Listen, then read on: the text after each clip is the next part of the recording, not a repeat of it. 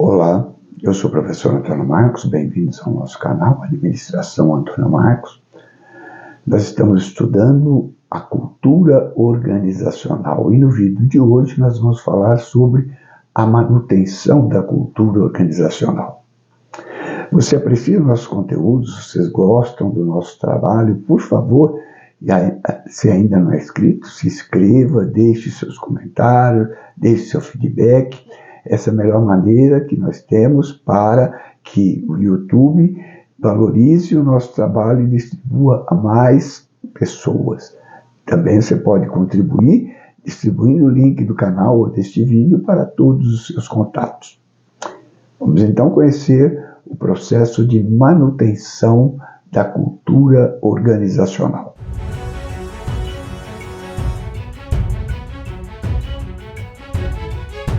Nós vimos no último vídeo, como se forma a cultura organizacional. E hoje nós vamos ver quais as práticas para a manutenção da cultura organizacional. Então nós temos alguns aspectos que são importantes nessa manutenção. Começando pelo processo de seleção dos novos colaboradores da organização. Então, os requisitos relacionados à função versus os requisitos relacionados ao alinhamento com a cultura vigente. Todas as organizações, em primeiro lugar, vão verificar se os candidatos à função que está disponível atendem aos requisitos relacionados à função e, posteriormente, eles vão verificar os aspectos pessoais desses candidatos em relação à cultura organizacional e aqueles que forem mais alinhados à cultura organizacional é que serão os escolhidos. Um outro aspecto é, do lado do candidato, como ele percebe a cultura da organização. Durante o processo seletivo, ele está percebendo aspectos da organização e poderá desistir de continuar no processo se perceber uma grande incompatibilidade entre os seus valores e os valores da organização. Outras práticas dizem respeito à política de RH, critérios de avaliação de desempenho. Quais são os critérios utilizados pela organização para a avaliação de desempenho? O que poderá levar o funcionário a ser bem avaliado, o que poderá levar o funcionário a ser mal avaliado. Isso está tudo relacionado à cultura organizacional. E isso vai ajudar na permanência, na manutenção da cultura. A mesma coisa as atividades de treinamento e as atividades de desenvolvimento, que serão enfatizados, os aspectos que serão enfatizados no treinamento, os aspectos que serão enfatizados no desenvolvimento, em todos os programas de desenvolvimento. Requisitos para a promoção, dentre todos os aspectos relacionados à promoção de um funcionário a uma nova função, certamente haverão aspectos que dizem respeito à cultura organizacional, ao alinhamento que aquele funcionário tem em relação à cultura organizacional. O comportamento dos executivos, como os executivos, os dirigentes se comportam e qual o modelo que eles passam para os demais funcionários.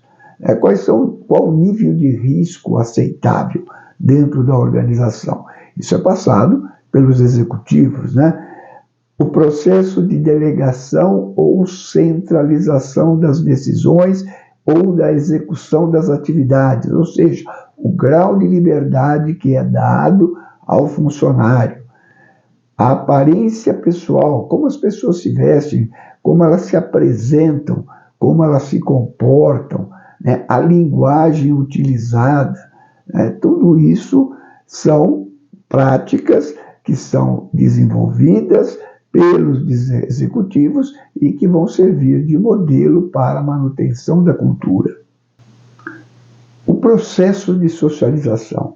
O processo de socialização, que acontece a partir, desde o começo, né, do processo de seleção, né, até a verdadeira incorporação da pessoa dentro da organização, é dividida, como nós podemos ver, em 3 estágios. E isso vai influir na produtividade, no comprometimento e no nível de rotatividade da organização. Então, nós temos aí 3 estágios, né? A pré-chegada, que é o aprendizado pelo qual passa aquele novo funcionário durante todo o processo, desde os processos seletivos, toda a parte de adaptação dentro da organização, todo o processo de vivência dentro da organização, até a efetiva incorporação na função para a qual ele foi contratado. Isso vai proporcionar todo um aprendizado para que ele possa, de forma mais fácil, se incorporar efetivamente à organização. Aí nós temos a segunda fase, que é do encontro, que é quando ele vai confrontar as expectativas que ele tinha em relação à organização e à realidade que ele está vivendo. Isso é um processo também que vai acontecer durante os primeiros meses, as primeiras semanas, os primeiros dias em que ele está exercendo a sua função. E aí ele vai identificando quais aspectos pessoais que ele vai ter que mudar e como ele vai se adaptar àquilo que a organização exige em relação aos aspectos culturais. E, finalmente, o terceiro estágio, que é a metamorfose, que são as mudanças que ele realiza para poder estar perfeitamente incorporado à cultura daquela organização. Então, como ele vai desenvolver os seus papéis funcionais dentro da organização.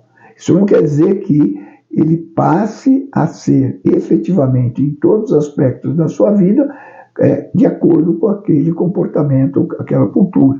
Mas dentro da organização, ele vai desempenhar seus papéis incorporado a essa cultura. E com isso, ele vai contribuir com a sua produtividade e com o seu nível de comprometimento, né?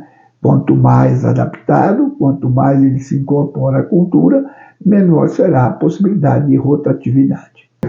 Um outro processo importante é como os funcionários aprendem a cultura. E aí nós temos 4 grandes aspectos que devem ser considerados.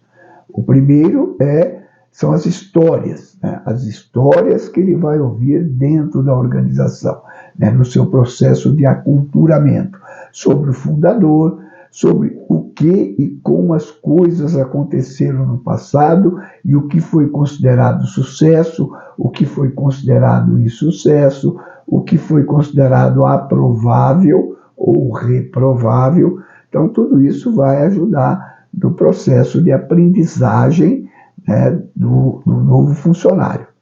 Os rituais desenvolvidos dentro da organização. Toda a organização é repleta de rituais. Forma de comportamento das pessoas, e os rituais são sequências repetitivas de gestos, palavras, comportamentos que vão então reforçar os valores da organização. Os símbolos que a organização apresenta, né, os aspectos exteriores, visuais, arquitetônicos, a decoração, tudo isso remetendo à ideia do que é valorizado ou não da organização. Isso também compõe, né, o processo de aprendizagem do novo funcionário, a linguagem utilizada pelas pessoas, termos próprios que são compreendidos plenamente apenas por aqueles que compartilham daquela cultura. Então, o novo funcionário, no seu processo de aprendizagem da cultura, ele vai ter que aprender essa linguagem e incorporar essa linguagem quando ele estiver atuando dentro da organização. Espero que vocês tenham gostado do conteúdo do vídeo de hoje. Aqui está a bibliografia que nós utilizamos para o desenvolvimento desse conteúdo. Aqui está também a frase que nós escolhemos para ilustrar o conteúdo de hoje. Agora é hora de deixar o seu feedback, positivo ou negativo, deixar os seus comentários, suas sugestões, para que nós possamos melhorar cada vez mais o nosso trabalho. Muito obrigado e até o nosso próximo vídeo.